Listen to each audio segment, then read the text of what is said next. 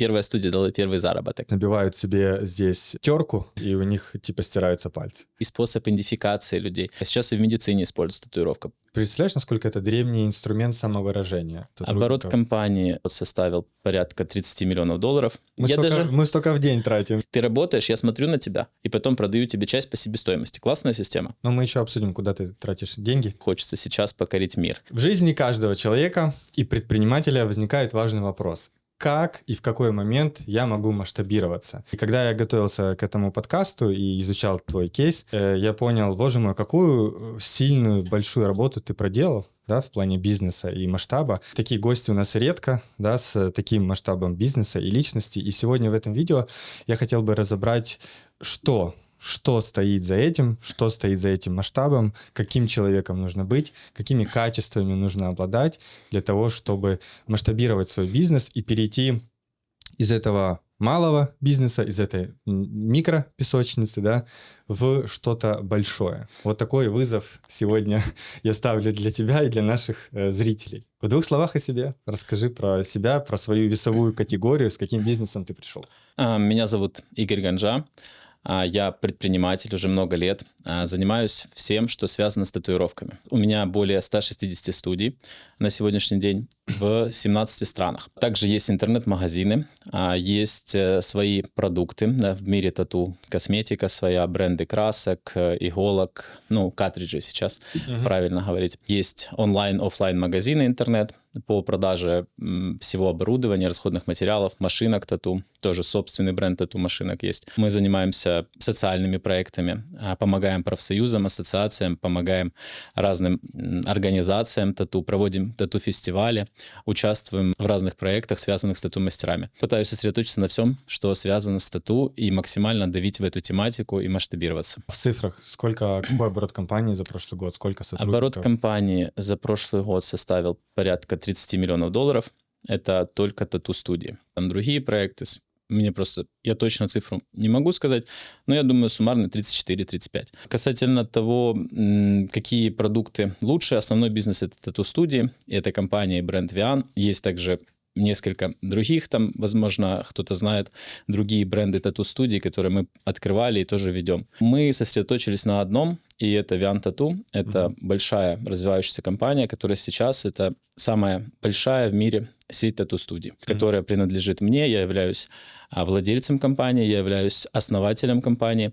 Это партнерская компания. Изначально это не франшиза и никогда и не будет. И уже она полностью переходит в единую систему управления, принадлежит компания на 80% мне. Далее она развивается уже без партнерства, то есть уже просто это компания, которая принадлежит одному собственнику. Акцентируем внимание, что, еще раз, это не франшизные истории. Да, у нас нет. У нас был один опыт неудачной продажи франшизы, на этом он закончился. После этого я понял, что для франшизы нужна сильная система управления, и это быстрый способ заработки денег, на самом деле, франшиза. Я отказался от этого, потому что это убьет то, что основную мою цель и то, что ради чего я это все делал, то есть это масштабирование компании в единую, сильную, мощную структуру. То есть тебе удается вот эти все суббренды, да, содержать внутри себя, своей головы, да, и бизнеса, и все эти 160... Говоря, это несложно, потому что если ты сосредоточился только на ту тематике, как я, то есть я отказался от всех сторонних бизнесов, хотя у меня были бизнесы тоже. Когда ты сосредоточился около тату, я создал все, чтобы студии функционировали полностью замкнуты, то есть чтобы не было такого, что мы что-то покупаем извне.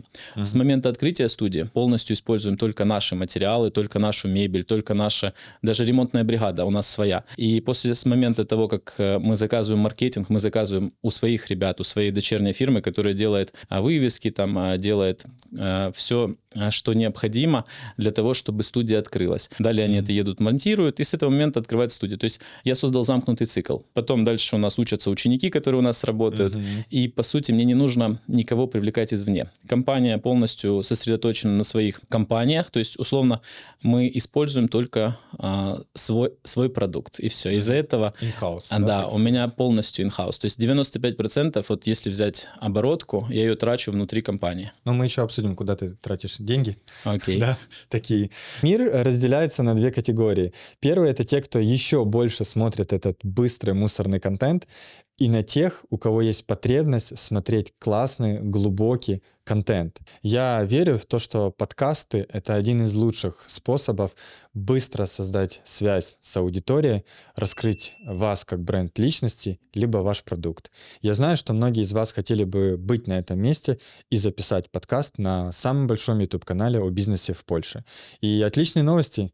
Сейчас это возможно. Внизу под видео есть ссылка. Там вы найдете формат работы, наши кейсы, отзывы и стоимость. Буду рад сотрудничать с вами и продолжаем смотреть выпуск. Сейчас люди слушают, и часть из них, как и я, например, я не могу себе пока представить, что такое 35 миллионов, да?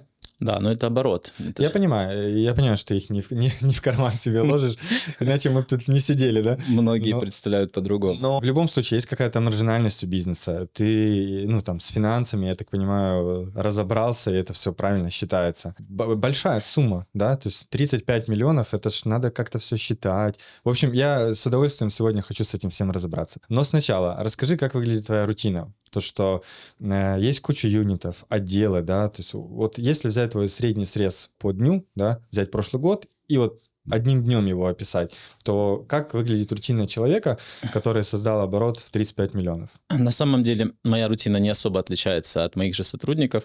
Я стараюсь работать 8 часов в день, плюс у меня выходные, когда получаются, то есть не так, как у моих сотрудников. Почему? Потому что есть вещи, которые вызовы, когда мне приходится работать и на выходных, и в отпуск. То есть у меня нет такого понятия, что я могу выключить телефон.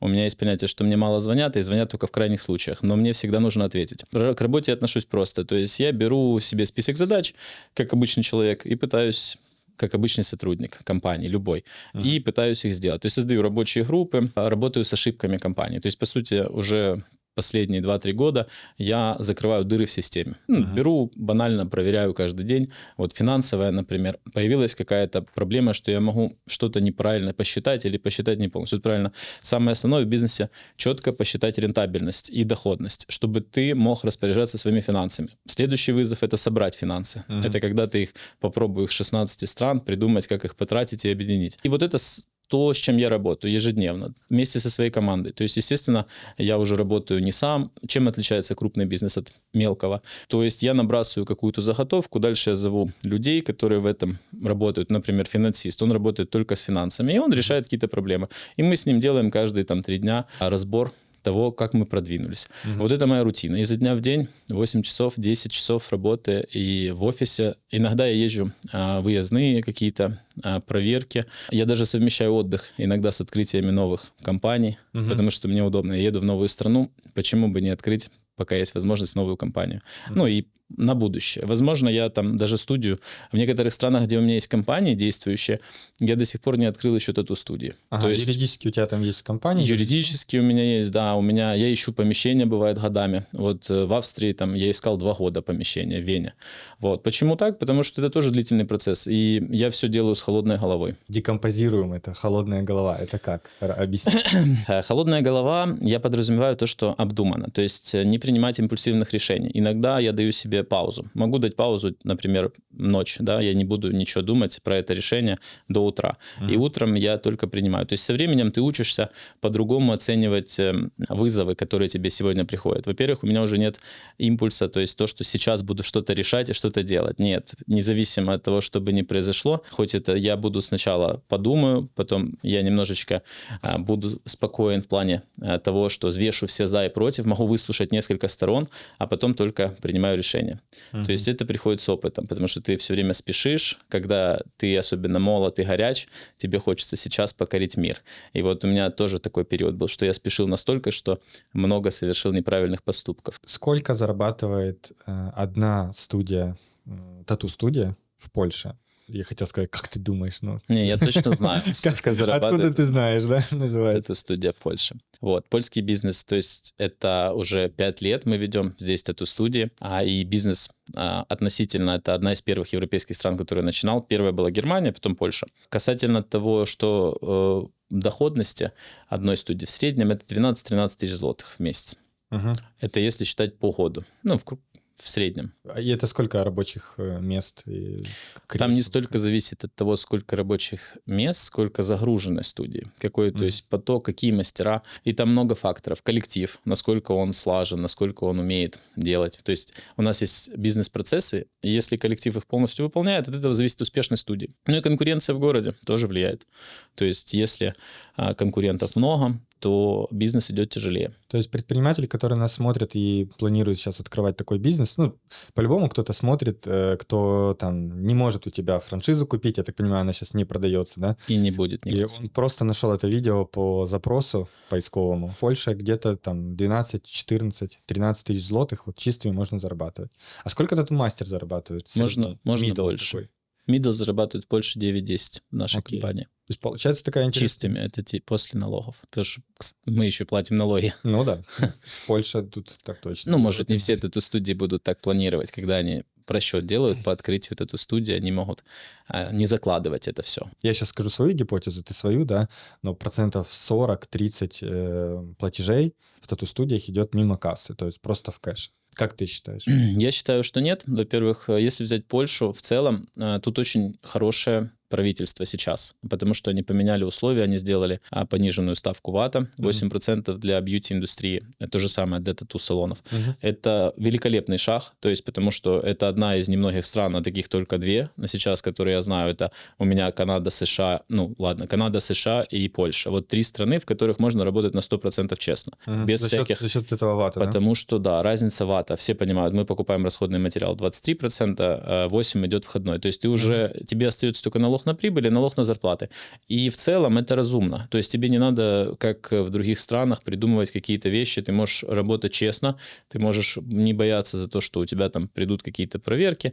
И во всех странах я хочу, чтобы, конечно же, система адаптировалась, чтобы они понимали, что бьюти-сфера требует пониженного ВАТа из-за того, что у нее нету закупок. Ну, потому что это работа с людьми. Во многих странах это понимают, некоторых с 27-28 года они идут по примеру Польши, и я надеюсь, что они все-таки понизят налоговую. Потому что основная проблема, почему так делают эту студию, ну, опять же, это до первой проверки будет, они должны это понимать.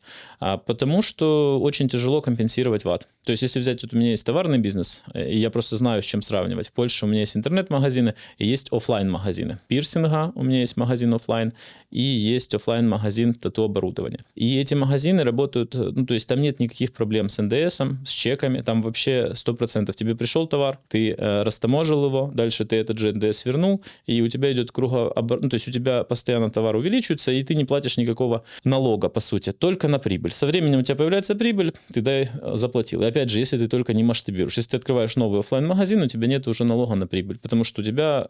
ты все заинвестировал, и все. И так у тебя процесс может быть и 30 лет идти. Ты можешь просто работать в инвестирование постоянно.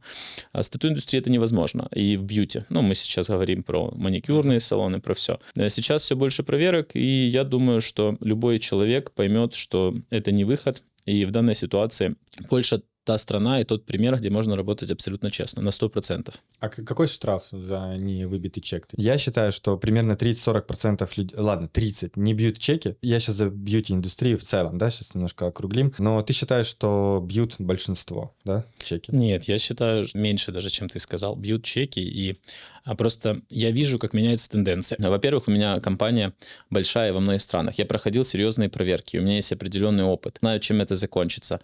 А просто начинают обычно проверять самых крупных, а потом идут в мелкие. Ну, это так всегда работает государственные службы. И если взять нас, то есть мы проходили ряд крупных проверок, и я знаю, чем это чревато для мелкого предпринимателя.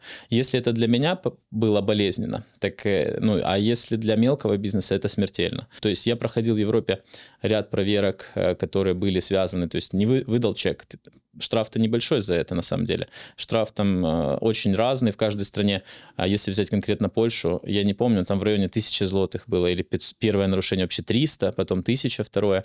Но там другая проблема, что идет после штрафа. В каждой стране есть такая штука, когда тебе ставят, маркируют твою компанию, условно уровень опасности для налоговых служб и всего. И это у тебя может быть классным, например, А, Б, С, я не знаю, везде по-разному.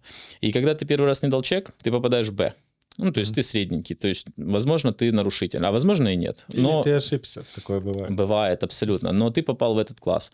А со временем к тебе видят все службы, когда вводят твой НИП, если в Польше, что ты находишься в зоне класса Б, условно, по риску, и видят твои штрафы. Если сейчас вы в Польше посмотрите, там видно все твои впроваджения. То есть, возможно, ты не выбил чек, возможно, у тебя есть санитарные проверки, возможно, вот сейчас есть очень распространено это проверка по товарам, чтобы они были все с польскими лейбами и ввезены официально, да, плюс покупка, чеки у тебя должны быть, плюс у тебя должны быть сертификаты качества в студии.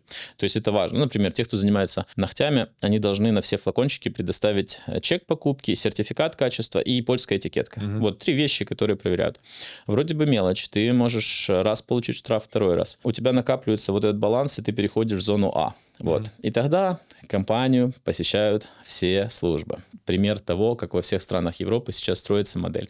И тогда проще, скорее всего, закрыть эту компанию, потому что это, да, оно будет очень жестко проверяться. То есть у меня еще давно было, последний раз у меня была сильная в Польше миграционная проверка, именно пограничных, то есть легализация, но это было 4 года, это до войны, то есть это 3,5 года назад проходили проверку сразу во всех заведениях, проверяли легализацию и трудоустройство всех сотрудников. Одновременно это сколько 20 было? Тогда. Было где-то 100 человек. То есть 100 человек во всей компании, 100 человек проверяли одновременно, да? Да, разрешение на работу, карта побыту, либо виза, да? То есть прям... Да, полностью все. И проверяли вплоть до того, что брали с них объяснительные. Даже клиентов же закрыли. То есть это было вот просто закрывается дверь, и 3 часа они разговаривают с людьми, которые там. Вот. Но это не самая такая интересная проверка, которая у меня была. У меня были намного жестче проверки в Европе. То есть были такие, что отстраняли сотрудников, то есть с обысками, с изъятием техники были даже в Европе. Вот просто забирают все телефоны личные сотрудников. Что как бы, по идее, не разрешено.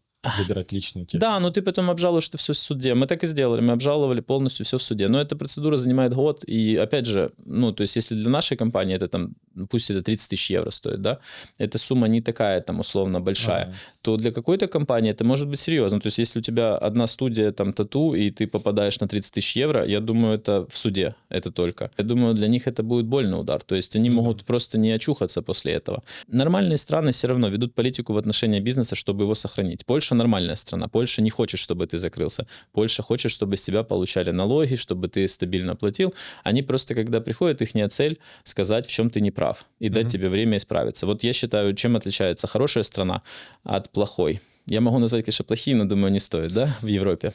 В Европе? Ну, ты знаешь, ты снял мой вопрос с языка.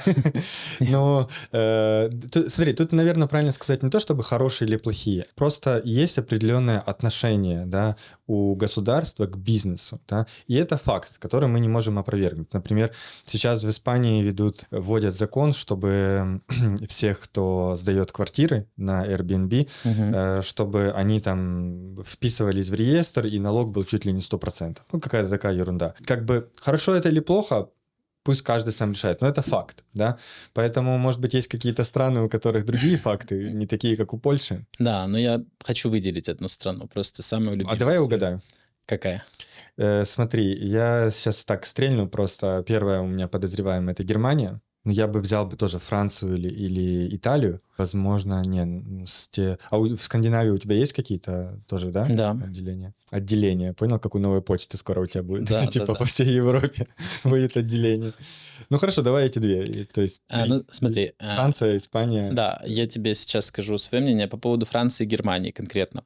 Это страны, которые нацелены все-таки на помощь бизнесу. И они тебя могут наказать, но не сделают, чтобы ты закрылся. То есть вот до такой степени они тебя проучат, они снимут с тебя много денег условно, но только столько, сколько ты сможешь дать, чтобы не закрыться. А есть особые страны, это типа категория стран, которые, я их называю убийцы бизнеса. Если говорить откровенно, я не открыл студии в Италии вот по одной причине, потому что там меня просили дать взятки, причем очень так настойчиво, и я очень был недоволен. То есть я приехал в Италию открывать компанию. На первом этапе самая банальная вещь. Мне нужно было сделать себе идентификационный номер. То есть вроде бы... Местный песель. Местный песель, да. И тут я столкнулся с тем, что мне говорят, что ты сделаешь только если ты отдашь. Вот я сначала прошел все круги ада, там поругался. Я же человек, который вообще даже ругаться не хотел. Но суть какая, что я прихожу туда, они говорят, вот мы вам не дадим, потому что вы украинец. Я говорю, как вы не дадите? Они говорят, мы сильно много раздали их уже. Я говорю, а есть какой-то закон? Она мне показывает чат в Телеграме, который у них там есть рабочая Телеграм-группа, и там написано, украинцам больше не даем песеля. Подожди, итальянка? Ну да, которая, я начал с ней ругаться, она говорит, это я не виновата. Я говорю, ну вы же понимаете, что это незаконно. И на следующий день мне звонит человек и говорит, 200 евро и получите песель завтра. Я бы хотел отметить такие страны, как Польша, Чехия, Словакия, Литва та же самая. Это те страны, которые можно поставить в пример того, как должны вести себя сотрудники. Ну, налоговой полиции, те, которые проверяют трудоустройство. То есть это важно. Я бы хотел, чтобы во многих странах было так. Если взять уже дальше, мой опыт, Канада, США, а я имею опыт уже ведения бизнеса там. И Англия, да, кстати? И Англия, да. Если взять Канаду, то мне очень нравится сама система, что нет таких налогов, как у нас, там по-другому все. Там налог поверх, то есть предприниматель не страдает. Там почти все сотрудники сами за себя подают отчеты, то есть как self-employment system. То есть когда я не несу ответственность за то, что человек укажет в декларации. Это очень важно. То есть здесь, если взять Польшу, то мы наоборот, мы несем ответственность за декларации наших сотрудников, которые мы подаем их зарплаты, там подаем, условно, они должны все сходиться с тем, что подает сотрудник. И могут быть вопросы как к фирме, так и к сотруднику. В странах США и Канады к фирме нет никаких вопросов. Фирма под защитой страны. То есть там почти всегда предприниматель прав, даже если у тебя происходит судебное разбирательство. А если взять Испанию, то там 80% сотрудник прав по судовым позовам. То есть вот статистика на сегодня. Она меняется. То есть если взять конкретно какие-то страны Европы, очень много прав сотрудников, которые используют потом в корыстных целях. А касательно того ихнего поведения в Европе в целом. У сотрудника больше прав, и во многих странах этим пользуются, особенно в Испании. В Испании я опять углублялся в эту тематику, смотрел очень много дел, сотрудники подают касательно там недоработки, несоблюдения каких-то правил, несоблюдения договоров именно в Испании. И у них такая ситуация образовалась, что с 2021 по 2023 80% таких дел предприниматель проиграл. Что это значит для предпринимателя? Я просто говорю, это большая зона риска Испания как страна, потому что суд всегда на стороне работника. Работник со временем понимает, что он может таким образом трогать компанию. Трогать — это значит банкротить в прямом смысле. То есть они говорят, мы там хотим от компании 20 тысяч. И вот в моем случае то же самое. Я очень сильно к этому сейчас отношусь серьезно, потому что у меня большой бизнес, я хочу подстраховаться со всех сторон, особенно с юридической. Второй момент. Я хотел бы, чтобы суд был максимально справедлив. Если я знаю, что в Испании суд 80% решений принимал в пользу, соответственно, у меня уже возникает вопрос, а неужели действительно 80% людей, которые подали, а судебных дел становится с каждым годом в разы больше, потому что люди поняли, что это легкие деньги. Такое тоже когда-то было в Германии. Если посмотреть на прошлое Германии, там люди заводили кучу судебных процессов против всяких компаний, чтобы отжать денег. Ну, это было вообще вот мейнстрим. И в Испании сейчас это только закончилось. Почему? Потому что уравнялось соотношение выигрышей и проигрышей в суде. То есть уже начали побеждать компании. Что это значит? Что Испания поняла, что бизнес ущемляют сотрудники, и начала делать так, чтобы суд уже был более справедлив. Я про это говорил. То есть я не говорю с точки зрения, конечно, сотруднику могут недоплачивать. Конечно, у сотрудника могут быть какие-то вещи, которые его обидели, или несоблюдение трудового договора или контракта. Вполне реально, такое должно быть. Но другой вопрос, когда человек таким образом хочет уничтожить компанию, то есть он конкретно там подает иск, и все, это ненормально. Для мелкого бизнеса это тоже смертельный удар. Вот я точно говорю, если бы у меня была там одна студия, у меня происходит такая ситуация, я проигрываю в суде, или у меня даже нет денег на суд, такое тоже может быть. Это же не обязательно, то есть надо конкретно нанять адвоката, нужно заниматься процессом. А для некоторых людей он такой, он может просто быть в какой-то момент, просто сказать, зачем оно мне надо, я пойду работать на работу. Особенно, Игорь, особенно если у меня тату-студия, я чистыми 12 зарабатываю, понял? Ну, типа, я 12 зарабатываю, 8 трачу на жизнь в Кракове. Да, и Ну, вот условно. тебе вопрос, смотри, например, ты получаешь 1500, ты можешь пойти работать на какую-то работу обычную, там, я сейчас говорю, ты можешь взять там какой-то, я не знаю, ну, даже курьер в Испании может зарабатывать там Ну, да, 1500 евро, если он работает хорошо. И вот представь, а ты целыми днями, тут на тебя еще в суд подали, ты такой и так думаешь, а стоит ли оставлять этот бизнес? Да. Это причина закрытия очень многих бизнесов, потому что просто человеку приходит какой-то штраф, у него опускаются руки. Вот представь, у тебя твои 1000 вот эти евро, которые ты зарабатываешь, или 2 каждый месяц, у тебя берут их и забирают. Да. Представь, как человек, у которого он только открыл бизнес. Поэтому я говорю, выбор страны очень важен. Я немножечко быстро масштабировался. И вот я некоторые страны открыл импульсивно. То есть просто быстро, не разведав обстановку, и сразу открыл 3-5 студий. Вот это, я считаю, неправильный подход. Больше таких ошибок я не совершаю. То есть ты открываешь одно заведение, смотришь, ну, в моем случае одно. Если это человек первый раз выбирает страну, ему надо очень основательно сделать анализ. Анализ рынка делается несложно. Ты изучаешь нишу, я думаю, все могут изучить, сколько люди потребляют, например, шаурмы, да, в Варшаве, потом сколько есть киосков шаурмы. Ходишь и считаешь на своем районе, не обязательно всю Варшаву брать. Дальше ты делаешь себе какую-то математическую модель. Чем я буду отличаться от них? Я буду продавать шаурму чуть-чуть дешевле. Ну, самая простая стратегия входа в любой бизнес – это демпинг. Это неправильно, это самая простая, но, возможно, не всегда хорошая, эффективная стратегия. Уникальность бизнеса – вторая. То есть у тебя есть какая-то вещь, которая зацепит твоего клиента. И третья стратегия – это уже какой-то ноу-хау. То есть это не только уникальность, это у тебя еще есть идея и какие-то, очень классно, когда у продукта есть идея. То есть это шаурма с идеей, как вот, например, мы были сейчас в Берлине, у меня по соседству, у меня есть одно топовое заведение, и открылась шаурма, которая продается в виде НЛО. В дёнер, который закрывается формочкой из теста. И вот ты ешь НЛО, а там внутри, в зависимости от круга, там разная начинка. И у тебя, получается, с краю тарелки идет салат, потом идет мясной край. И прикольно же придумали. Ну да. Вот. Как ты оцениваешь, мы сейчас в Польше находимся, у нас самый большой YouTube-канал про бизнес в Польше, тут так получилось. Да.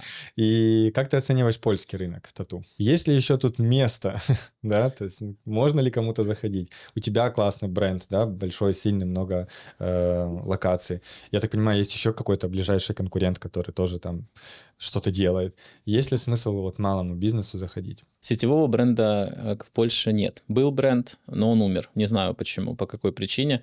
Вот, который был сетевой, у них было 14 студий. А сетевой бизнес – это другой бизнес. Во-первых, это не тот бизнес, когда люди думают, что ты открыл эту студию, ты можешь открыть эту студию. И вот у тебя будет хорошая тату-студия. И если ко мне спросит человек, есть ли место в Польше по тату-студии, я скажу, если у тебя будет классная тату-студия с классными мастерами, то всегда есть. Ты всегда будешь зарабатывать. А вопрос сколько, я не скажу, потому что тут у тебя завтра ушел коллектив, у меня другой подход к бизнесу, я его по-другому строю. Поэтому ниша актуальная. В Польше вовлеченность людей в татуировки не такая высокая, как в других странах Европы. Это важно знать. В Украине выше. Да, если взять сейчас соотношение... Мне кажется, выше, да? Намного выше. То есть Польша, я думаю, что это связано, все понимают, Польша более консервативная, да, и у нее есть моменты, которые все-таки вот останавливают людей делать татуировки, как в Европе, я сейчас могу привести вам статистику. По моему соотношению в Польше примерно 10 из 2, это нашего возрастного круга, там от 18 до 40 людей, которые интересуются татуировками, у них есть татуировки. То есть вот такое соотношение. То есть 20% людей, которые слышали про тату и вот делают их. Если взять Украину, то 30-40. Если взять Германию, то из 100 человек будет почти 60. Вот. То есть из 100 человек у 60 будет хотя бы одна татушка? Только те, которые вовлечены. Да, знают про тематику, узнавали, гуглили условно. Окей, вот это не все. Это не значит бабушки, дедушки. Это не значит... Это не все население Германии. Да, это я сейчас говорю вот про круг людей, которые интересовали около тату. Это значит, человек, когда он первый раз там узнал, потом думает, тут же тоже у некоторых решения принимаются в минуту, а у некоторых года занимают, то есть чтобы сделать свою первую татуировку. Чем больше я занимаюсь тату-тематикой, тем больше я ее люблю. И на самом деле, когда ты углубляешься, там столько вещей, то есть это не только способ самовыражения, способ маркирования людей, способ идентификации людей. Это настолько глубоко. Сейчас и в медицине используется татуировка. Когда ты начинаешь, я просто был не так давно там в Китае, еще в каких-то странах, и там такие вещи, всякие уже более то, что даже раньше я не мог предположить, что татуировка в Индии используется в медицине. То есть они помечаются клетки рака, и когда они начинают расти, у тебя они сразу на домашнем приборе показывают рост. То есть офигительная система, и она позволяет спасти, как раз вот если у тебя рак в ремиссии, делают маркировку, татуировка начинает увеличиваться, у тебя есть условный там мини-УЗИ-аппарат, и этот мини-УЗИ-аппарат подчеркивает у тебя, когда начинает она шире становиться, чтобы ты видел края. Это, вообще бомба. И технология будущего. А дальше маркировка. Все видели, возможно, есть прототипы роботов, которые будут маркировать запястья людей, что можно делать штрих-код со своей группой крови. Типа тут... Да, наша компания выступает уже давно партнером, если ты, может, слышал, про доноры, да? Доноры органов, это распространенное в Европе, и мы являемся официальным партнером. Уже много лет мы делаем такие татуировки бесплатно. То есть вот ты хочешь показать, что ты донор органов. Я тоже до того момента, как начал этим всем увлекаться и заниматься более серьезно, не знал, насколько это крутая тема и инициатива. То есть по их данным, она спасает тысячи жизней в год. То есть за счет того, что врачи приезжают, они видят, там в определенном месте у тебя есть определенный узор, татуировка. Если кому-то интересно, посмотрит. И этот проект настолько набирает обороты, что мои друзья начали делать такие татуировки. Ты подписываешь специальный договор, и во всех странах, где разрешено донорство, то у тебя в течение часа с момента того, что с тобой что-то случилось, если у тебя есть пригодные органы, как бы кажется, но эта штука, когда они начали делать татуировки, и когда это именно уже подкреплено договором, то есть там сразу обращаешься в эту службу, тебе сразу дадут этого человека дело, какие, все по нему, и ты можешь сразу условно помочь другому человеку. Социальная нагрузка этого всего до момента, как появилась татуировки, обычно юридическая вот эта вся волокита занимала 12-14 часов. Они уменьшили ее до 40 минут. И вот представь, просто благодаря татуировке на теле. Потому что только в одном месте должна быть татуировка и только одного вида. И это означает согласие по договору. То есть они юридически смогли прикрутить татуировку к тому, что ты дал согласие в договоре. Касательно безопасности, да, вообще татуировок, я услышал такую где-то в Ютубе мысль, что когда ты бьешь тату, она не расползается именно из-за того, что... То есть не растворяется в теле из-за того, что твоя иммунная система постоянно ее чем-то там сдерживает, какими-то там своими микроэлементами или еще чем-то, да. Правда это или нет, да, и действительно ли... То есть, другими словами, если у тебя есть тату, то это значит, что твоя иммунная система постоянно как бы... В стрессе. В стрессе и типа борется с тем, чтобы задержать ее, да, в этом месте. Это неправда. Я начну сначала. Первое, когда у тебя делается татуировка, иммунная система испытывает стресс. И чем больше татуировка, тем больше стресс. Принцип ожога. То есть у тебя начинается, может быть, и температура, и все. Поэтому я не рекомендую экономить и делать там супер, просить мастера, чтобы он тебе всю руку сделал там за один день. Это может быть чревато. Чревато чем? У тебя ожог на всю руку, вот представь.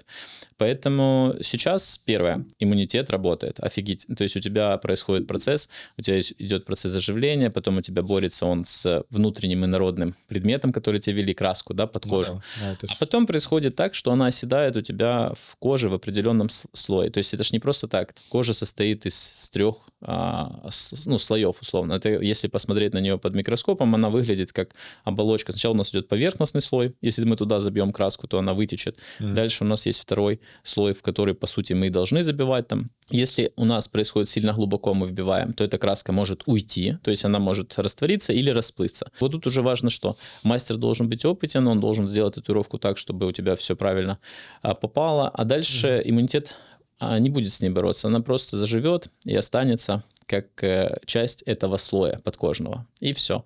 Если взять еще моменты, которые тоже нужно знать, очень сильно поменялся состав красок. За последние 5 лет он изменился до такой степени. Если раньше были допустимы, там содержались определенные элементы, то есть металл содержался в красках, содержались элементы, которые удерживают цвет краски, я так назову это химия, да, определенная, то с 2022 это все начало активно убираться. А в 2028 в красках ничего не останется. И краска будет полностью органической. Из того, что многие скажут, что это круто, но есть и моменты. Эта краска будет выглядеть немножко тусклее. Уже она тусклее в несколько раз в Европе. Люди должны это знать. То есть в Украине, например, сейчас до сих пор используют краски, которые содержат металлы и содержат определенные химические составы. То есть они немножко сильнее. И если сравнить их с польскими, которые в Польше сейчас есть проверка, которая проверяет, по сути, эти татуировки, они требуют лучшего ухода, они требуют не так долго, они могут быть такие же яркие и такие же красивые. Их надо подбивать, да, потом через время. Через какой-то период. Поэтому сейчас очень большой тренд на минимальный тату. Это вот основное, что сейчас в Европе происходит, это мини-тату. Это самый популярный Типа татуировки. единорога себе маленького набить. Да, сердечко. Сердечки, вот это все. Это топ, да. Раньше были, может быть, я уверен, ты помнишь. Рукава были. Да, то есть всякие закрасы большие, трайблы, вот эти вот сумасшедшие. Кто отвечает за портак и за качество конечного результата? Вот если к вам пришел клиент, сказал, мне, пожалуйста, можно лицо Уилл Смита набить? Вот нравится он мне. Ну, как бы понятно, есть какой-то процессуально выстроенный процесс, что сначала утверждается, потом наносится сюда, да, смотрим, примеряем. Вот оно набилось, и оно, допустим, не нравится клиенту. Что в таком случае происходит? Это же, мне кажется, самый ужасный кейс для клиента, ситуация, что его ожидания не сошлись. Да? Ну, тут мы можем затронуть уже бизнес-процессы, потому что вот чем отличается, я говорил, любая компания, и компанию, которую я строю, отличается, например, от тату-салона. Как бы это было в тату-салоне, как это будет у нас? Я попытался создать так, что у нас есть вот ряд ошибок, которых мы допустили, мы их прорабатываем. Вот, предположим, есть такая ошибка, она когда-то была. Есть человек, который недоволен результатом. Какой может быть исход? Первое, неправильно подобрали мастера. Может же быть такое, что человеку дали мастера, который не сделает Уилл Смита. Мы это убрали программно. То есть у каждого мастера есть рейтинги, ранги, и у него есть его допуски, в которые он может делать, и исходя из его навыков. То есть это программно ограничено. Если у мастера не было такого Уилл Смита, он никогда не сможет по программе взять и сделать этого Уилл Смита в нашей компании. Это первый. Второй процесс. Например, нам надо сделать так, чтобы и клиент, бывает же клиент какой, он увидел Уилл Смита, сделал эскиз, все. А на одной коже он смотрится так, а на второй коже он будет выглядеть по-другому. В идеале, конечно, использовать перед этим примерку, то есть это банально просто наложить эскиз на этого человека. И вроде бы это, казалось бы, мелочь, но может человек действительно, он по-другому видит это. Тут очень важный момент. Многие люди видят красивый человек, красивая татуировка. Особенно накачанный. Даже пусть не накачанный, просто у него там красивая кожа. Для тату-мастеров они понимают, о чем я. Если у тебя кожа какая-то другая, татуировка будет выглядеть, возможно, не так, просто по-другому. Не тот исход, который человек хотел. Это нормально, и человек должен это понимать. И третий момент, тоже важный, это вот самое основное, то, что я объяснял. Люди не понимают, что уход – это 50% успеха. То есть, я даже не знал этого. Это очень важно. Настолько важно, что у нас же есть определенный алгоритм. Мы даже напоминаем человеку и спрашиваем, как он ухаживает. Настолько компания... Вот я тебе просто расскажу путь моего клиента, который есть. И это проработано программно. В других тату-студиях это может быть мастер, просто можете в Инстаграме написать, как там твоя работа. Типа, что ты, нормально? Потому что нормальному мастеру не пофиг. Прикинь, он 8 часов делает этого Уилл Смита. И как ты... Я бы, например, потом, если какой-то... А чувак мог просто, условно, он неправильно менял, там, не снял пленку, например, в ней ходил там 7 дней, в бассейн пошел. И у тебя вот ты 8 часов работал, а он тебе еще сказал, что ты сделал фигню. А ты действительно, у тебя спина болит, ты получил за эту работу не сильно много денег на самом деле, если учитывать, что ты 8 часов, потом спину будешь лечить дольше. В момент человек должен четко понимать, что вот у нас путь клиента таков. Есть соглашение между мастером, клиентом, студия выступает гарантом. Мы можем даже самых топовых мастеров, когда они к нам приезжают, пусть это даже не наш мастер, такое бывает, что мы ищем под клиента специально мастера. После этого клиента, мы понимаем, мы предлагаем ему примерить. Потом он должен еще, мы если не уверены, когда переводим эскиз, у нас в программе выскакивает, что нужно сфотографировать человека вместе с эскизом. Знаешь почему? Потому что бывает размещение эскиза, человек вот пропустил что-то, знаешь, он не уверен. Поэтому у нас определенный момент, что человек должен поставить согласие того, что эскиз переведен правильно. С чем это связано? Ты понимаешь, что если перевели эскиз неправильно, ты повернул ногу, а татуировка может уже смотреться по-другому. Растянуться, да? Да. Вот естественное положение. Вот самое главное. И второй момент. Люди тогда не понимают, что мастер не несет, но он художник, он перевел эскиз, он сделал, а дальше он уже работает на автомате. Вот представь, ты уже работаешь по контуру, у тебя уже, бывают допущены какие-то мелочи. Третий момент, после того, как ты сделал татуировку, самое основное, это тебе нужно, вот у нас они подписывают 2 раза, мы им еще даем с собой заживление, и потом еще напоминаем в процессе смс-кой о том, что вот на всякий случай ознакомьтесь, это как правильно ухаживать. Если это уменьшило количество случаев почти почти в 2 раза, кстати, когда мы начали еще через 3 дня проверять, потом на 10-й день, а на 21-й мы спрашиваем, как зажило. Вот это все проходит 80% клиентов Viant Tattoo. И они проходят это автоматически, пока это не придут, называется, мы закрываем сделку. То есть, условно, карточка клиента начата, он оплатил, и вот 21 день мы контролируем как процесс заживления. Иногда, конечно же, я повторяю, из-за того, что сейчас есть моменты, такие очень редко, где-то один случай на 10 тысяч бывает, что там краска может как-то выпасть или неестественно выглядеть. Ну, я почему сказал с самого начала, что татуировки стали безопасны?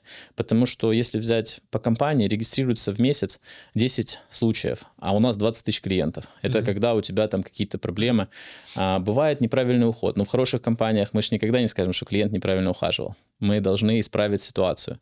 Вот это отличает как раз компанию, потому что автопроцесс, человек не может позвонить и сказать, вы сами виноваты, вот читайте договор.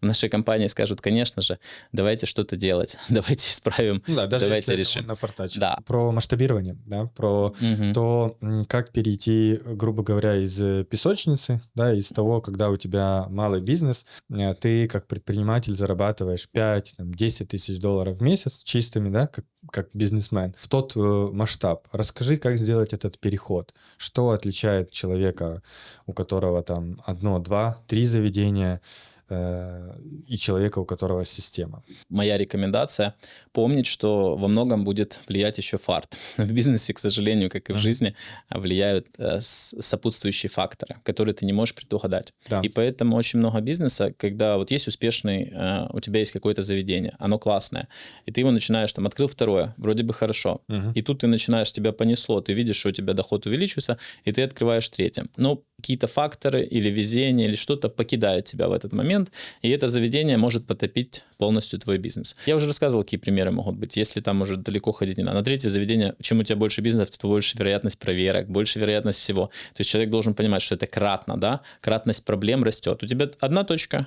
кратность проблем у тебя меньше. У тебя 3 точки, кратность проблем больше. Тут надо быть реалистом, с холодной головой, и ты подходишь к этому, говоришь, ага, у меня будет 3 заведения. Вероятность того, что у тебя будет больше денег и больше, возможно, но ты должен оценивать время, сколько тебе понадобится для того, чтобы у тебя было больше денег. Ты же сначала потратишь, ну, хорошо, не все. Рекомендую всем не идти ва-банк никогда. То есть вот это важный момент, который вообще я постоянно озвучиваю в сторис, что люди, которые делают бизнес, они очень часто не понимают, что одно дело открыть бизнес, второе еще запустить. И когда они считают, приходят, например, у нас есть, мы помогаем там молодым предпринимателям, и есть какие-то моменты, когда приходит заявка, у человека есть 10 тысяч долларов. Он посчитал открытие бизнеса на 10 тысяч долларов. Это только открытие. Я говорю, а как же старт? Тебе еще надо 10 тысяч долларов. Он говорит, так я ж начну зарабатывать в первый день. А если нет? А если...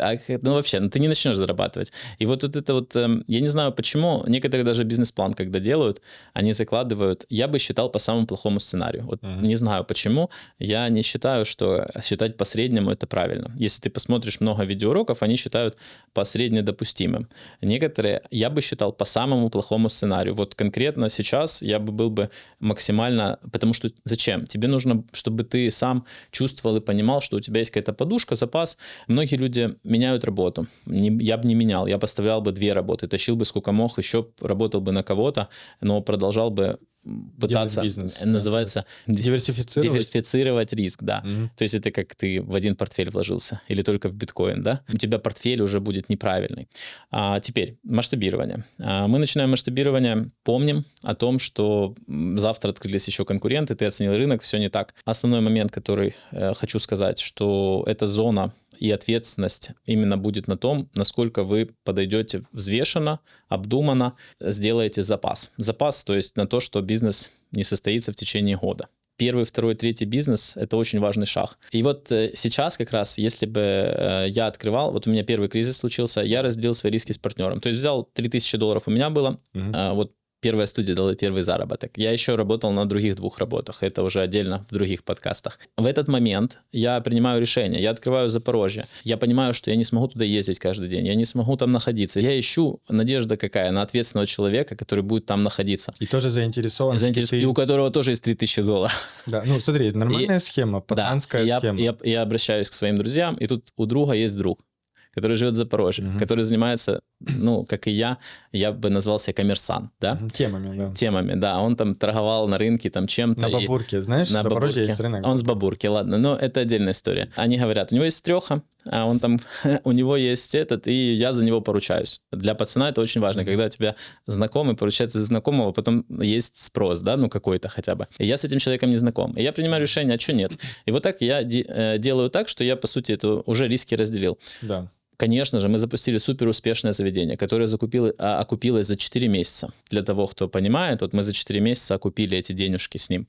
И дальше мы с ним построили, еще открыли 3 заведения с этим партнером, и мы образовали очень крепкий союз. Классно? Классно. Но есть и плохая сторона. Была такая ситуация, когда приходит и говорит, хороший парень, говорят, возьми его, я его беру. И мы с ним начинаем делать общий бизнес, и потом это заканчивается тем, что его видение бизнеса отличается от моего. И он лидер, и я лидер. Происходит конфликт. И вот это, да, это мой второй кризис. Это 13-я студия, 13-я, 16-я. И система управления. Вот представь, если я уже не нахожусь, у меня есть партнер, который меня слушается, и есть партнер, который меня не слушается. И тут я понимаю первый кризис, что мне уже недостаточно там Excel-таблиц, мне нужно прописывать систему работы. И я начинаю понимать, что студии какие-то, в которых я приезжаю реже, работают хуже. Ну, я сейчас не говорю конкретно за себя, потому что у меня и партнеры хорошие, которые там, вот там, где хороший партнер, там хорошая студия, там, где у него хорошая команда, нет текучки.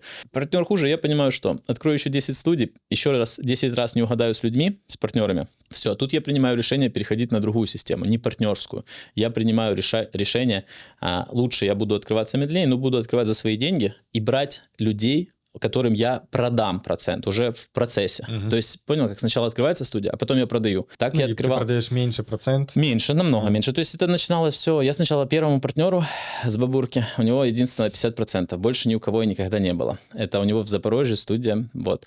А дальше уже происходит следующее. Уже я 60% себе оставляю, 70%. Потом я перехожу вообще на другую систему, я просто уже говорю человеку, ты работаешь, я смотрю на тебя, и потом продаю тебе часть по себестоимости. Классная система. Польшу я уже вообще открывал. У меня потом кризис был другой. Вот все, закончился. Я начал строить систему.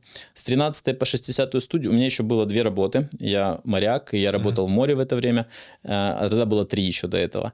Вот, и я начинаю тянуть, мне тяжело, я уже понимаю, что операционка, там, ищу программы, ищу какие-то вещи, начинаю читать про серьезные компании, как они построили бизнес-процессы, начинаю изучать их. Вот представь, в мире услуг компаний не так много. Если ты начнешь просто, когда ты задумаешься, а назови большую компанию, вот я тебя спрошу, которая предоставляет услуги людям, и у них есть сетевой полностью прописанный план, и есть вообще процессы. Вот если ты, вот просто, ты, наверное, не назовешь сразу. Ну, в первую очередь, это какие-то страховые компании, это же услуга. Или да, вот хороший пример. Я тоже так, я почту брал. Страховки, почты, новая почта, это же услуга тоже. Да, вот я тебе говорю, я как раз вот так и рассуждал. Я согласен с тобой, что их меньше, как будто их там 20%. А и они другие. То есть это, знаешь, когда ты берешь, ну, если бы я сегодня открывал новую почту, у меня есть куча компаний, которыми я восхищаюсь в службах доставки, и я бы брал их за основу.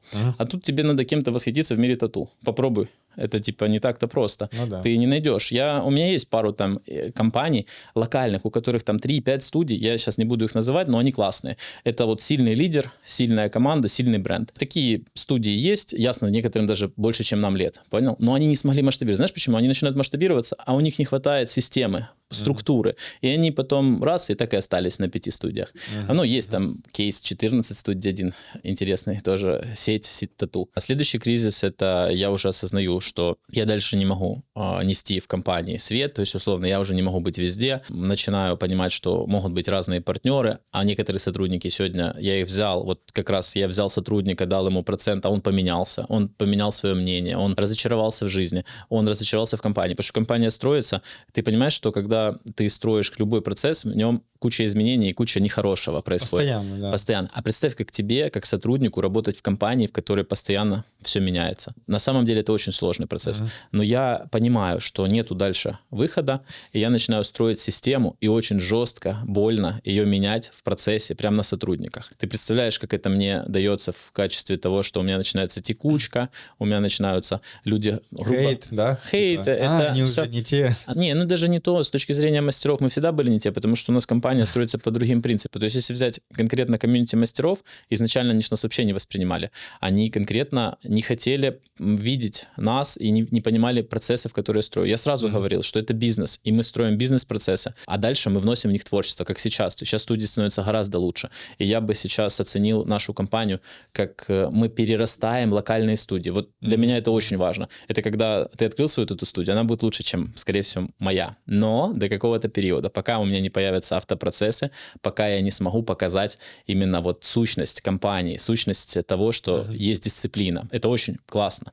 И вот сейчас мы переходим уже к разряду важного кризиса. Это вот 160 студий у меня было. Я словил 3-й кризис. Вот я уже поменял систему. У меня уже не партнерская система. Я уже один владелец. Я основной владелец, который, по сути, может все контролировать. У меня жесткая программа, в которой есть только кнопка «Далее», и нужно выполнять только то, что я прошу. Я четко провожу работу над ошибками. Появляется момент кризис какой? Финансовый, потому что деньги разбросаны, и они настолько тяжело собираются. Ну, я первый раз, мне пришлось погрузиться в единую модель в финансового планирования. То есть, представь, ты должен планировать свои деньги на год вперед. Вот как это тяжело. По всем компаниям, да? Да, и это, для человека, который... Я в этой теме неплохо разбираюсь. То есть я проходил очень много учений, там, я пытался вот развиваться в финансах, и я столкнулся с таким кризисом, что вот есть деньги, они есть, а по факту их нет. То есть я начинаю...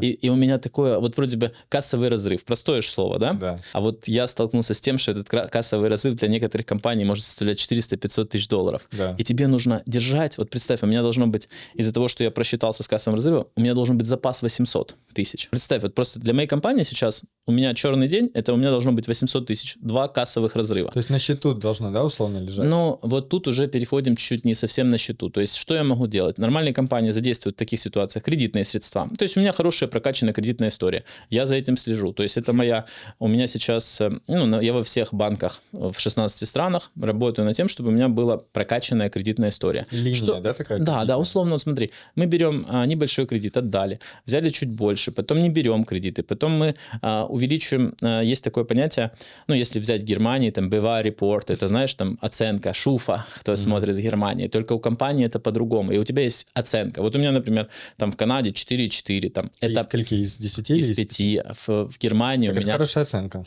Да, но я тебе просто пример говорю того, что я очень сильно хочу сейчас поднять эту оценку. Вот в Польше сейчас у меня, возможно, там будет недвижимость, и у меня еще повысится рейтинг кредитный. Из-за того, что у меня есть у бизнеса недвижимость. Это там повышает на 2 пункта. Важно, круто. Кредитные средства, но этих кредитов недостаточно. То есть суммарный кредитный оборот, который я сейчас могу привлечь, вот представь, компания с таким оборотом, вот, к сожалению, потому что не верят, банки не верят в бизнес. Вот мы сейчас перерастаем. Они не верят в услуги. Потому что они говорят, а что мы у вас заберем? Я говорю, клиентов.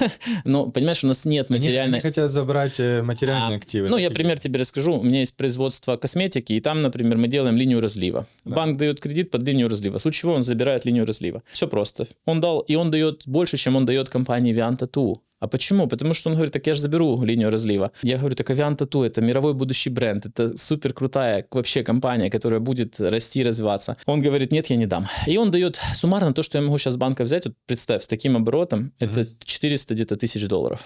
Я принимаю решение создать инвестиционный фонд, закрытый клуб, в котором сейчас состоит 23 человека всего, и мы там инвестируем от 10, самый крупный инвестор у меня по совместительству мой брат, но он тоже в семейном бизнесе, как и принято. В этот бизнес, то есть я инвесторов подключаю, и когда мне нужны какие-то деньги, я ими закрываю какие-то вопросы, а им даю высокие проценты. Суммарно мы привлекли на сегодняшний день, используем 600 тысяч евро инвестиционных. Примерно... Представляешь, 23 человека просто от физических лиц дают больше, чем банки всей Европы. Так это парадокс. Интересно, да. Но это как бы ненормально, если честно. У меня есть уже план, и цель, вот то, что к чему мы идем, и то, ради чего я это все делаю. Зачем я делаю медийность? В какой-то момент осознал, что цель компании Vian Tattoo — выйти на международный рынок. Это будет первая тату-компания, которая выставит свои акции на продажу. Я хочу сделать аналогию Starbucks. То есть вот у меня сейчас цель 300 студий. Через 2 года я пройду финансовый аудит европейский, сделаю объединение компаний. У меня должна быть оценочная стоимость активов официальных, подтвержденных, более 10 миллионов евро. И я смогу под покровительством одной крупной компании, с которой у меня есть предварительные договоренности, выйти на этот международный рынок. Это изменит ход. То есть, И это значит, что твои акции будут продаваться на фондовом рынке? Да. Мне нужно сделать компанию системной, чтобы, ну, например, если я завтра заболею, или какие-то изменения будут, чтобы компания оставалась такой же эффективной. Согласен? То есть какая разница, кто у нее директор? Второй момент. Мне нужно быть максимально защищенным, то есть быстро масштабировать бизнес. Третья цель. То есть я хочу сейчас, я как достраиваю процессы, я планирую массово открывать студию. То есть для этого я сделал единый план, как должны выглядеть студии. Я закупаю там тысячи оборудований сейчас с Китая. Я покупаю там куча индивидуальной мебели, которая будет только в моих студиях, чтобы студии выглядели как один концепт. Вот, то есть вот как раз студии Амстердам, Лондон — это первые студии, которые будут открываться по моему плану. Единственное, что этот план, чем ты, ну, он немножко становится дороже. С каждым днем мои студии все дороже и дороже в открытии. Так вот, инвестиционный фонд даст возможность как раз содержать этот буфер. То есть в какой-то момент, смотри, это закрытый клуб инвесторов, их там будет 50 человек. И я говорю, что, ребята, я сейчас ваши деньги отдаю вам, а потом я предлагаю, например, хотите дать под 15% годовых чистой прибыли, официальной, причем эти деньги будут с легализацией. Вы будете получать каждый месяц свои проценты, и я привлекаю у вас деньги на полгода. Единственное, что я выступаю еще гарантером как физлицо, и компания Viantatu как юрлицо каждой позочки. То есть понимаешь, что человек подстрахован со всех сторон, потому что это надо, чтобы обанкротились 3 сразу объекта предпринимательской деятельности. Потом он получает легализированные деньги. Единственное, что если сейчас говорить, мы стараемся привлекать небольшой чек, ну, чтобы проверить инвестора. О каких чеках идет речь? От 5 до 10 тысяч. Потому что у нас, например, в этом месяце у нас 3 человека стоит в очереди. Почему я не привлекаю их деньги? То есть они ждут, чтобы у меня было куда их потратить. Потому что у меня появился свой кэшфлоу, который я, по сути, распределил. Ну, и поэтому медийная деятельность для меня сейчас очень важна. Развитие, первое, люди должны знать про компанию, про бизнес-процессы. Они должны понимать, что когда компания выйдет, вот состоится, очень важно, чтобы у нее была история, чтобы было доверие к ее лидеру и лицо компании. Поэтому сейчас я принял решение, я посмотрел куча вариантов развития без лица, чтобы я не был медийным. К сожалению, вариантов нет. Но я хотел, знаешь, как вот я фантазировал про то, что будет кто-то другой вместо меня там, и он будет там рассказывать. Ну кто-то другой, это же как в крипте, знаешь, когда были ICO в 2015 году, когда актеров нанимали, чтобы они были SEO-компании. Это не твой вариант, правильно? Ну, я рассматривал этот вариант, потому что я не хотел условной публичности, потому что она меня немножко... Я вообще не люблю социальную медийную жизнь. Что тебя... Она отвлекает. Отвлекает от работы, очень сильно, да. И вот если тебе взять даже, у меня нету, я не листаю ленты там никакие. Единственное, что у меня есть, это YouTube. По сути, я YouTube использую исключительно там для новости посмотреть. То есть... Что тебя продолжало мотивировать это делать? Вот ты зарабатываешь в месяц свои первые там 10 тысяч баксов. Хорошо, что дальше? Какая мотивация? Или этого просто было мало в твоей психике? Нет, было мало? не было мало. Во-первых, я еще раз повторю, я работал на 2 работах. И когда я работал в море, я тоже зарабатывал 8 тысяч в месяц долларов. Да, я понимаю, моряки зарабатывают как раз столько. У меня был успешный кейс, все круто. И потом в какой-то момент я начал зарабатывать 8 в море и 8-10 дома. То есть суммарно 18. И в этот момент я уже решаю прекратить карьеру моряка. Все. Я понимаю, у меня появляются первые хотелки, которые я осуществил. Первая там машина такая более-менее дорогая, еще что-то. А потом идет дальше. Я понимаю, что у меня есть какие-то... То есть я начинаю там что-то тратить деньги, создаю себе зону комфорта. Я создал себе офигительную зону комфорта. То есть у меня условно, квартиру купил, машину купил. Дом, построил дом, дерево построил офис там. У меня было, вот представь, я взял себе напротив своего офиса в центре города, построил еще один. Это в Херсоне? Это в Бердянске было, в Херсоне, да. И я, например, то есть какие-то хотелки. Хочу себе свой барбершоп, свою кофейню, хочу, чтобы у меня был там какие-то вещи. Ну, короче, это ты начинаешь создавать свою зону уюта, а потом я не хотел с нее выходить. Вот у меня было прям кризис такой, знаешь, я создал себе все вокруг себя, и у меня было там определенное это. И я его перерос, и тогда я понял. Вот в этот момент я осознаю, что уже хотелки не играют роль, и я хочу сохраниться. У меня есть цель. Сохранить себя во времени раз, а второй момент я хочу все-таки перерасти свои хотелки. Я хочу создать что-то прикольное, то, что запомнится. Хочу создать то, что войдет в историю. То есть куча классных кейсов. И я смотрю, у меня меня получается. Почему нет? Я открыл 100 заведений там условно, и у меня уже есть выработка, у меня есть система, я чувствую, что я могу открыть 1000, я могу управлять что 1000. значит сохраниться, ты говоришь? Сохраниться — это войти в как раз историю определенных, то есть вот просто я тебе привожу свою аналогию, я создам бренд, который войдет, например, в топ компаний мира, пусть в топ-200, вот просто. И этот бренд, пусть ясно, что, возможно, это произойдет уже на протяжении, приведу аналогию, обычно компании состоят, это не некоторые думают, что это год-два, это 30-40 лет рост компании. Да, длиной в жизнь. Да, длиной в жизнь, но компании остаются, а их владельцы, условно, там, они могут исчезнуть, еще что-то, но история останется, история создания успешного бренда, мой кейс, мой путь. И в этот момент я понимаю, что тут деньги уже не играют роль. И мне хочется просто довести продукт и показать, что этот продукт действительно крутой. Ну, то есть я живу продуктом, и сейчас мой продукт все лучше и лучше. То есть я чувствую, что он может стать топом. Я очень сильно хочу, чтобы я смог победить локальных вот супер крутых мастеров и студий. Победить не в плане там денежном. Меня это мало интересует. Я хочу, чтобы мой сервис, качество, чтобы мой уровень и вообще вот вся вот художественная составляющая у нас была лучше. Концепция, подход. Вот. За счет системы. Вот представь, вот для меня это будет победа, и я тогда признаю, что я лучше, и я смогу масштабировать этот бизнес по всему миру. Ну, за счет инвесторов, партнеров, акций. Это мой план. То есть я верю, и я очень сильно горю этой идеей уже несколько лет. Давай вернемся к вот этому переходу от малого бизнеса до там, среднего, до масштаба. Какими качествами нужно обладать человеку, чтобы суметь сделать этот переход?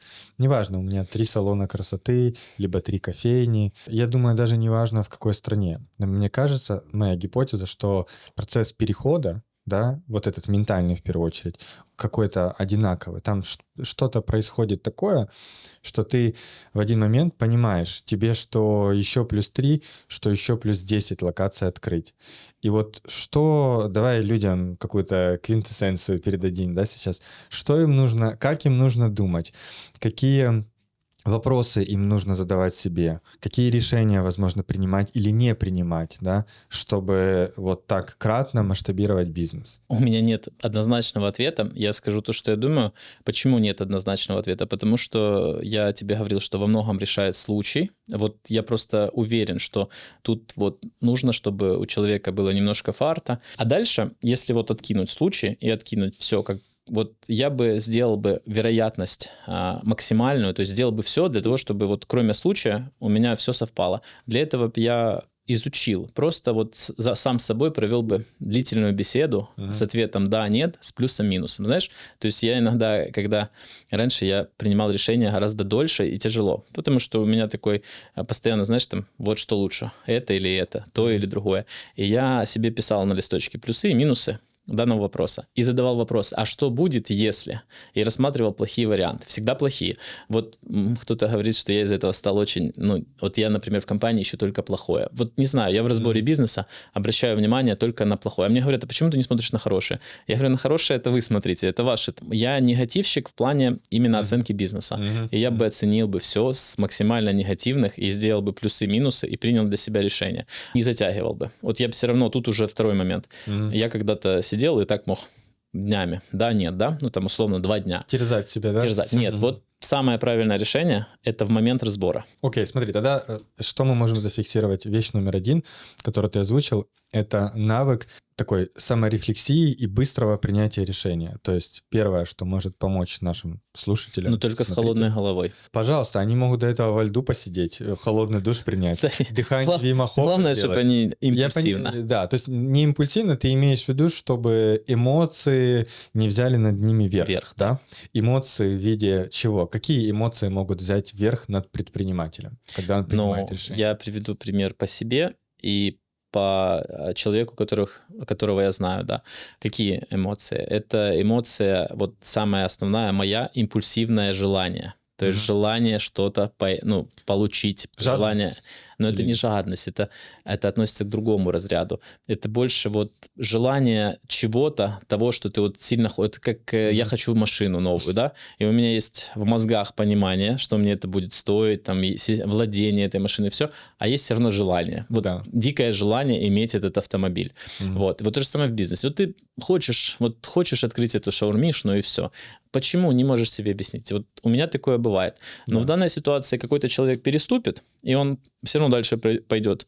Я не куплю себе или я не открою эту шаурму, потому что я изучил конкуренцию, вот эти свесил да и нет. А какой-то человек на вот этом диком желании, знаешь, что сделает? Дальше пойдет. Залетает, да? Да, и еще он себе в подсознании начнет выдавать больше да, чем нет. Понимаешь, да? Он сам себе... Потому что эмоции будут диктовать, Да. диктовать Смотри, мозгу. он сам да? себе такой задает вопрос. Но она же красивая, да? Да. Она же там умная, да? Да. Это прям как про жену, понял, будущее. Ну, а я уверен, что все люди проходят эти процессы всегда по жизни. Ну, то есть у тебя всегда покупка новых штанов, да, там, красивые, да. Ну, только единственное, что они это делают по мини-чек-листу, да, а есть полный. И вот тут уже в этом разница. Игорь, а как ты успеваешь это все? Вот я сейчас слушаю тебя, ты такой системный, с холодной головой, да, на это все смотришь. Как ты успеваешь обучаться этим всем финансам? Ты же MBA 10 лет назад не заканчивал, да? Ты 10 лет назад еще там в море ходил, условно, на Карибах, да, где-то. Как ты сейчас, там, за прошлые 3 года успеваешь обучаться, работать системно над бизнесом, там, личные вопросы закрывать, семью, чтобы семья тебя видела вообще, да? Я скажу честно, во-первых, Только честно. плохо. Я справляюсь со всем, если быть откровенным. Я делаю максимально все, что могу. Что касательно... Ну что тебя спасает? У тебя Спасает- просто 10 топов? Нет. 10 сотрудников Не-не-не. топов или Во-первых, ассистент хороший? Хорошие. У Ассистент. меня есть хорошие ассистенты, с которыми я работаю. Меня спасает целеустремленность по жизни, то, что я не сдаюсь. Вот это моя, наверное, черта, которая... Я иду, и я добиваюсь независимо, что Не, ну мне смотри, мешает. Это черта, а я имею в виду материальное проявление этой черты характера. Как? В чем оно проявляется, понял? Если взять, как я иду, я просто в этом и проявление есть тоже. Я иду через ошибки, вот по жизни, ну, условно. Мгм. И это неправильный подход, так нельзя делать. Я на ошибках учусь. И так я, по сути, построил вот уже много-много лет. То есть ты говоришь, как я осваиваю финансовую модель? У меня появляются проблемы, Так я осваиваешь. изучаю, да. Правильно ли это? Нет, это неправильно. И то же самое по жизни, по семейным моментам. То есть я понимаю, что должен выделять там семье. Я делаю такой раз, в субботу, воскресенье я не беру телефон, не отвечаю там, только если кто-то звонит более 3 раз, и он есть в избранных, да, там условно. И только так я нахожу баланс. То есть, условно, мне нужно жесткое там дедлайны, что вот в субботу я не работаю, и я для себя его поставил, и таким образом я умудряюсь уделить чуть времени там семье, ребенку, то есть, и это для меня важно. А касательно компании, так как я делать неправильно. То есть, ну, я думаю, так проходит миллион людей, и точно так же строят То есть свой процесс. можем такую идею зафиксировать, это как раз 4-я или 5-я у меня была на пальцах, что у тебя есть навык целеустремленности, который в реальной жизни и бизнесе проявляется тем, что ты делаешь много ошибок. То есть ты как можно быстрее стараешься допустить ошибки, чтобы на них научиться и пойти дальше. Да. Правильно или нет? Я сформулировал? Я не пытаюсь быстрее допустить ошибки. Ну, понятно, ты это не специально делаешь, но ты, наверное, делаешь много действий, которые... Я научился хорошо по жизни разбирать ошибки. Вот я Ага, тебе окей. просто скажу, вот я бы так это оценил. Я в жизни совершаю ошибку, потом делаю хороший обзор этой ошибки, честный, между там собой, то есть тех, кого касается эта ошибка, да, если это с семьей, если это с работой. После этого я делаю жесткий анализ для себя, честный, Да. и после этого принимаю какое-то решение, чтобы это повторилось, вообще, возможно, не повторилось. К сожалению, бывает такое, что не учтешь какие-то моменты, и ошибка выходит опять. Но я сейчас научился прорабатывать, и вот я так живу, я не хотел бы так жить, и не хотел бы, чтобы люди жили так, как я вот сейчас говорю. То есть ты, по сути, вот у тебя появилась проблема, ну, у меня была проблема с IT-командой, да, и чтобы в ней разобраться, мне пришлось изучать код, как они его пишут. Там правильный это подход? Вообще на самом деле нет. Нормальный человек скажет, ты себя таким образом, ты Ограничиваешь. выключаешься с какого-то момента и переключаешься на другой. И, грубо говоря, постоянно вот так вот я тушу пожары, но со временем мой уровень знаний вырос, и я уже начал чуть по-другому рассуждать, меньше совершать стал ошибок, не знаю. Смотри, ты тушишь пожары, тушишь, но только у тебя 35 миллионов оборот. Как-то я все равно, ты знаешь, давай оставим эту тему, возможно, на следующий подкаст или на обсуждение, в том числе, ребят, вам в комментариях, да. Ты либо сильно скромничаешь, короче, да, по поводу того, как выстроены процессы у тебя в жизни и в компании, либо я чего-то не понимаю, потому что все равно у тебя классный результат, да, там, компания, бренды, но как-то звучит так, как будто так все у тебя в легкости, ошибка, тут в IT там нырнул, тут в финансы нырнул, и как будто все легко, да, но вроде бы нет. И я вот понял, у меня, я слушаю слова, но я не до конца вот для себя секретик не до конца Ну, этот раскрыл, просто соус. я отношусь к этому легко. Это тоже как бы важно. Окей, То есть тогда это 6 пункт. у меня Смотри, есть это 6 ошибки, пункт. которые стоили вот, 500 000, например, долларов. И другой человек воспримет это очень жестко. И это очень да. болезненный удар, даже для меня. То есть, понял, даже вот несмотря на то, что у меня есть, для меня потерять 500 000 это вот, можно сказать, что это ты решился там руки. Ну, то есть, потому Да. что это очень важный процесс. Почему я к этому отношусь легко? Потому что это в любом случае урок. Все, но ты уже ничего не сделаешь. А второй момент, что я могу сделать? У меня нет никаких вариантов откатить процесс. Ну да. Я разобрал, я изучил урок, я понял, что так лучше не делать. Ты можешь только не повторить Да, просто и эту ошибку, да? легко ли я к этому отношусь? Нелегко, но я уже ничего не могу сделать, поэтому я пережил и живу дальше. Все, я понял, И что вот ты... поэтому единственное, что у меня вот этот процесс, вот, чтобы ты понимал, переживание может там быть час, полтора, а у Да. других людей это может быть месяц. Вот представь, у тебя какая-то ситуация Или случилась. полжизни. Да, я говорю, произошло какое-то горе большое, и это горе один человек сможет пережить там за час и Да. пойти дальше, или научиться адаптироваться под это горе, да, то есть я научился по жизни быстро адаптироваться под ситуацию, в которой я нахожусь, Да. и я понимаю, что жизнь одна, и она коротка, и поэтому нет смысла грустить, вот и все. Все, вот теперь я понял. Я теперь понял суть. Это способность быстро принимать ситуацию, принимать мир, да, в котором Осознавать. ты живешь, осознавать, понятно, делать потом рефлексию, но ты, грубо говоря, не занимаешься лишними страданиями, да, ты видишь, что есть ситуация, окей, супер, работаем дальше. Это навык принятия. Короче, ты знаешь, кто? Стоицизм. Читал книжки по стоицизму? Это отдельное такое течение философии, да, есть. Мгм. И вот у тебя какая-то, получается, бессознательная компетентность, ты книжку не читал, а принципы, которыми ты орудуешь в жизни, именно из этой книжки я тебе очень советую ее прочитать, как философию вообще, да. Ты вот выглядит так, что живешь такой жизнью. Пожелания какие-то нашим слушателям и смотрителям. Из пожеланий подписывайтесь на мой инстаграм. Ссылка будет, ребят, в описании. Да. Да. Мы оставим все ссылочки на инвест, оффер и на инсту. Желаю, чтобы вы понимали, что жизнь боль, но вы держитесь.